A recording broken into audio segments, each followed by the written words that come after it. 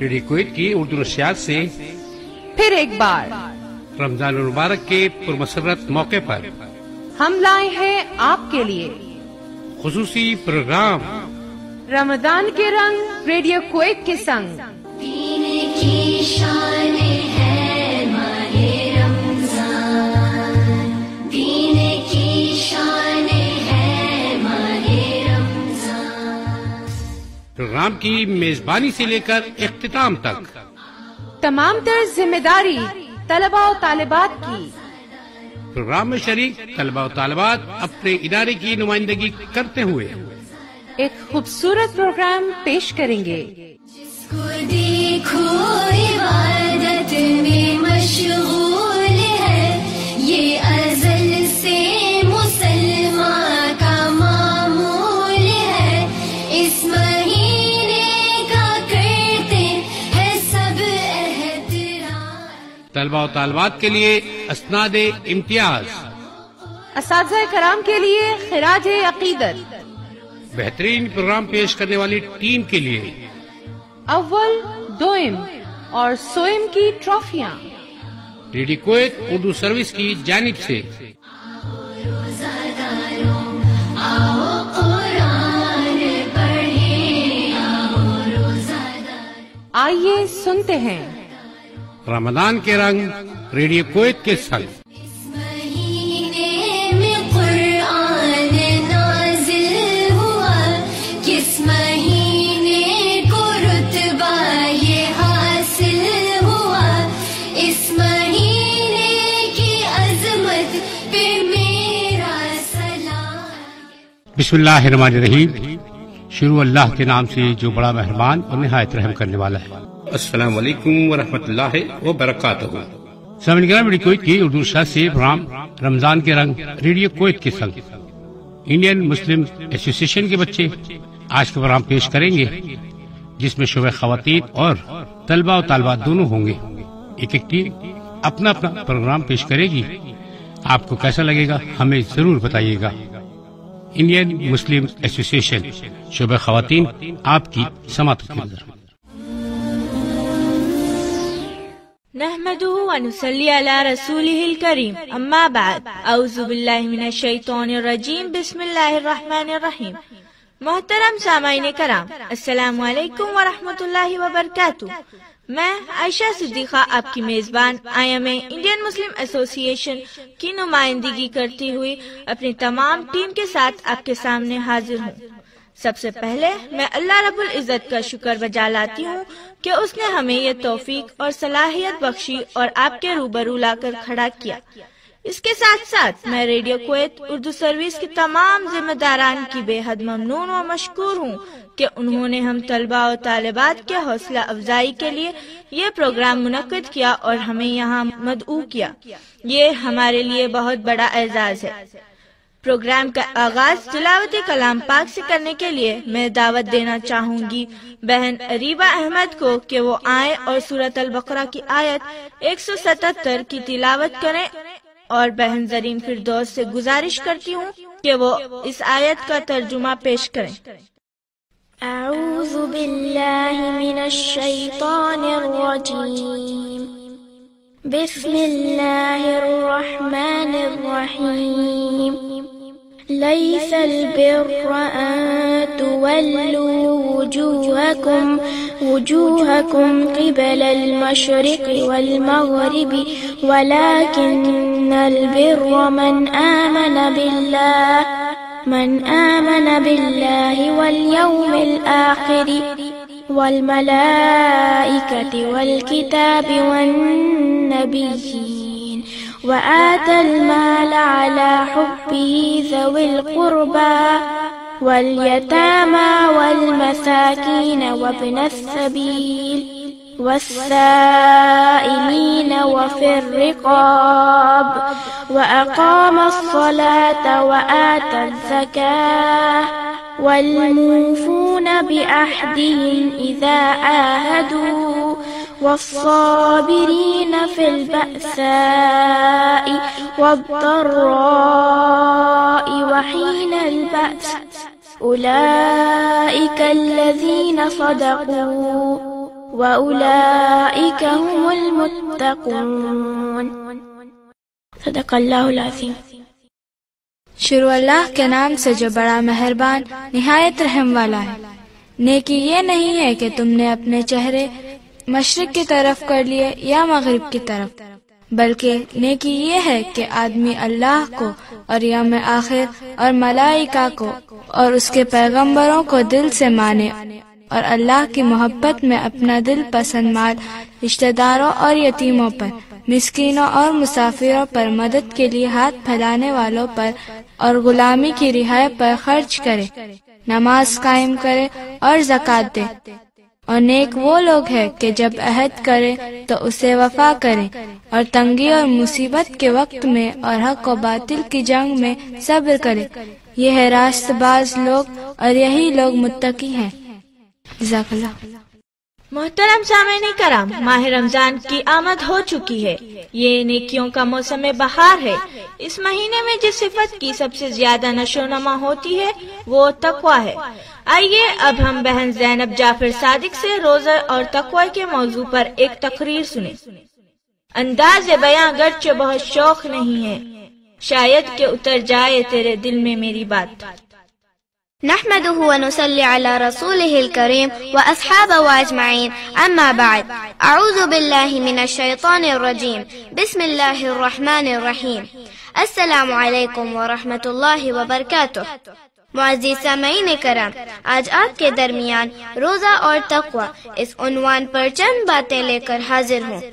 روزے کا اصل مقصد تقوی کا حصول ہے، جیسا کہ اللہ سبحانہ وتعالی نے سورۃ البقرہ آیت 183 میں فرمایا، یا ایھا الذین آمنوا کتب علیکم الصیام کما کتب علی الذین من قبلکم لعلکم تتقون. ترجمہ: اے ایمان والوں، تم پر روزے فرض کیے گئے ہیں جس طرح تم سے پہلے والوں پر فرض کیے گئے تھے تاکہ تم متقی بن جاؤ.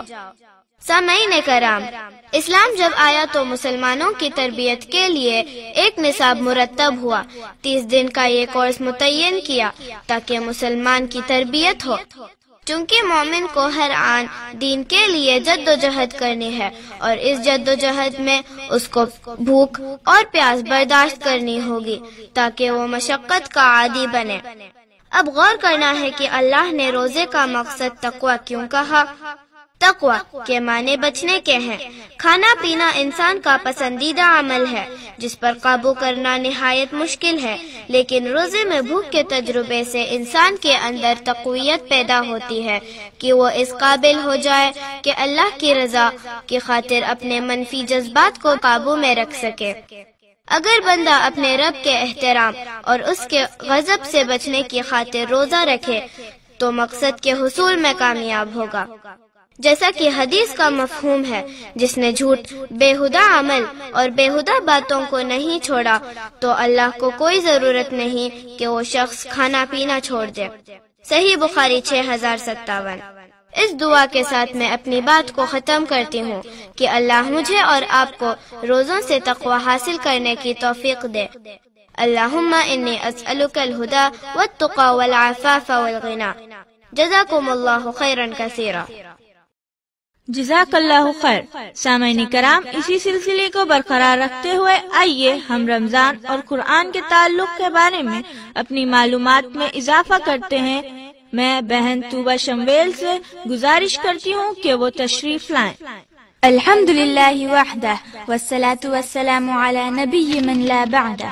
محترم دینی بہنوں اور بھائیوں، السلام علیکم ورحمۃ اللہ وبرکاتہ. ابھی ہماری گفتگو کا عنوان قرآن اور رمضان ہے.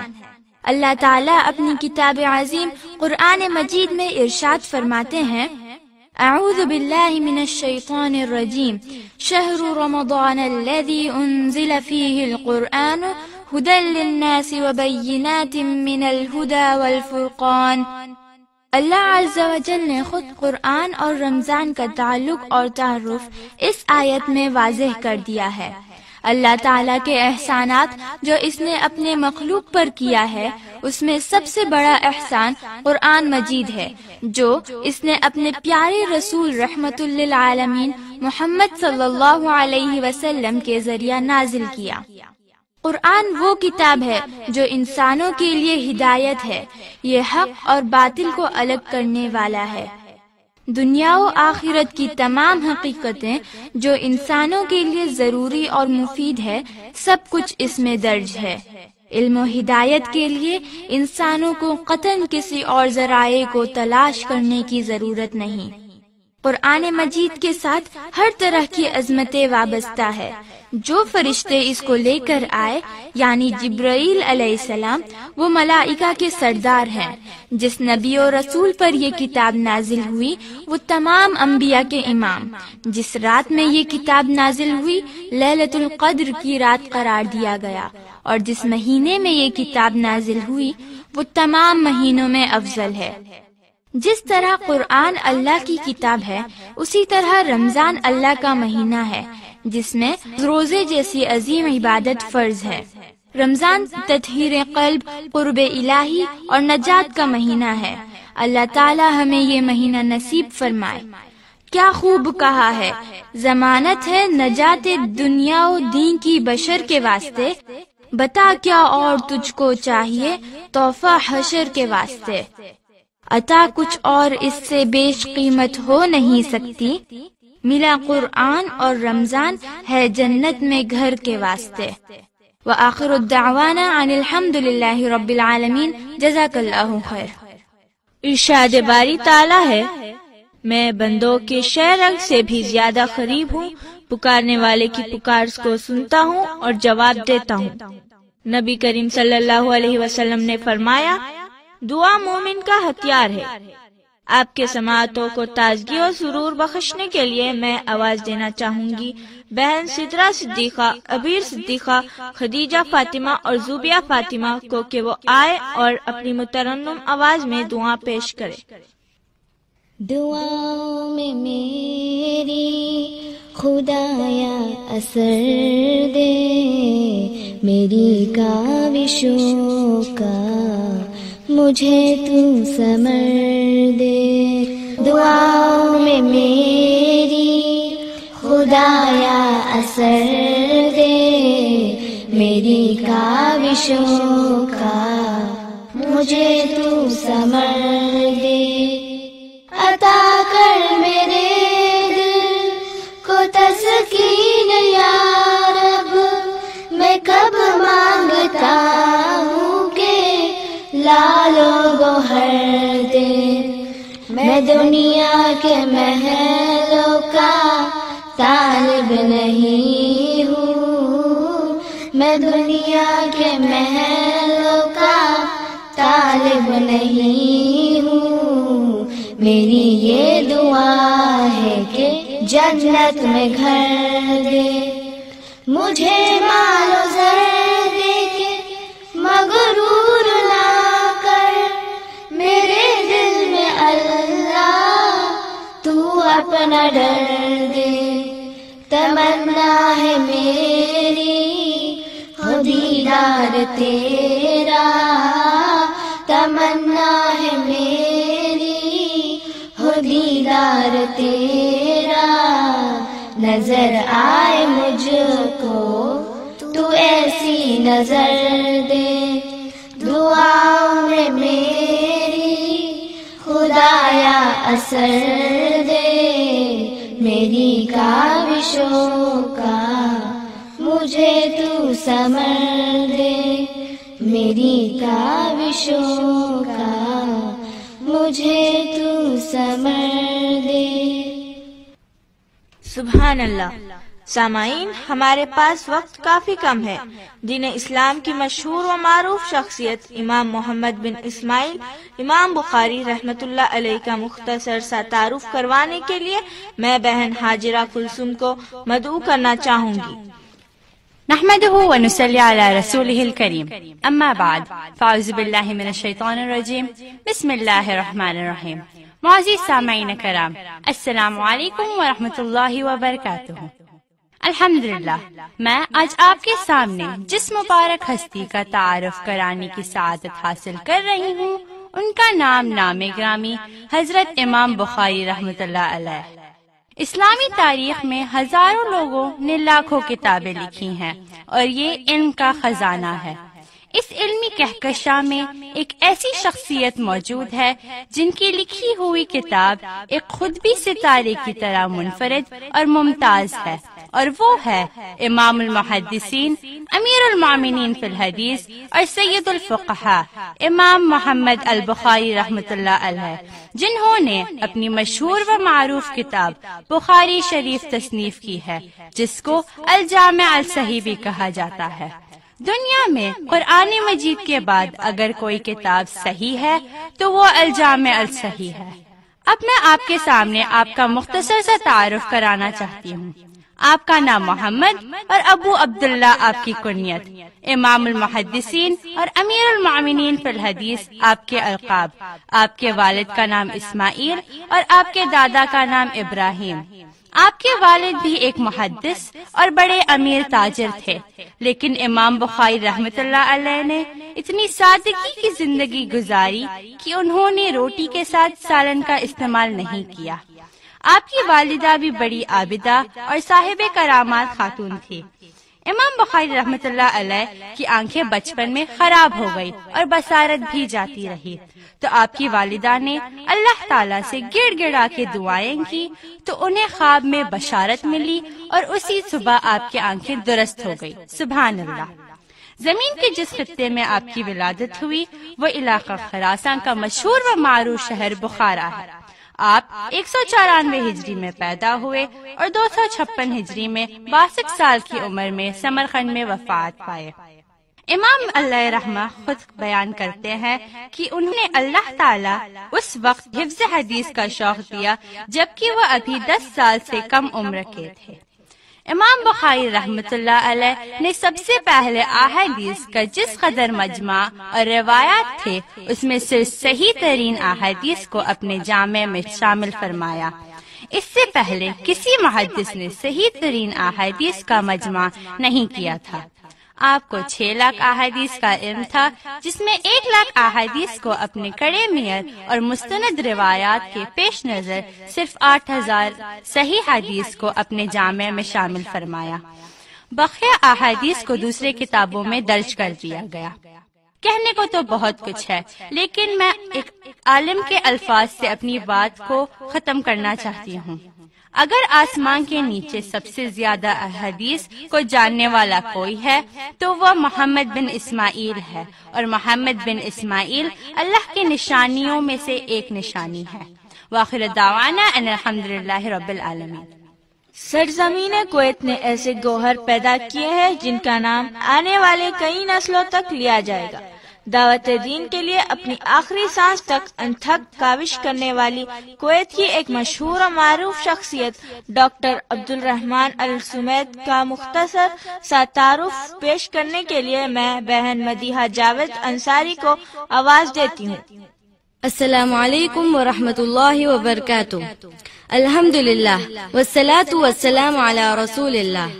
محترم خواتین و حضرات اور پیاری بہنوں اور بھائیوں، دیار عشق میں اپنا مقام پیدا کر، نیا زمانہ نئی صبح و شام پیدا کر۔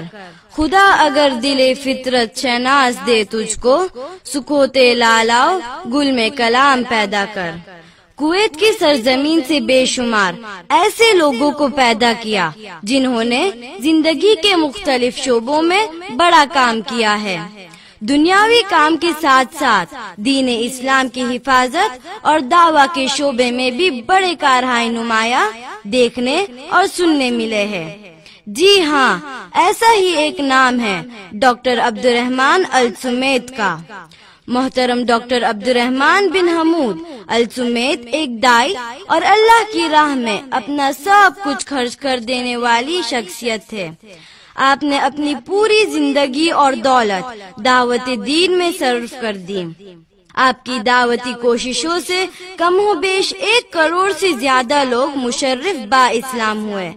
آپ نے کویت کی عیش و عشرت کی زندگی کو خیر آباد کہا اور افریقہ کا قصاد سفر کیا۔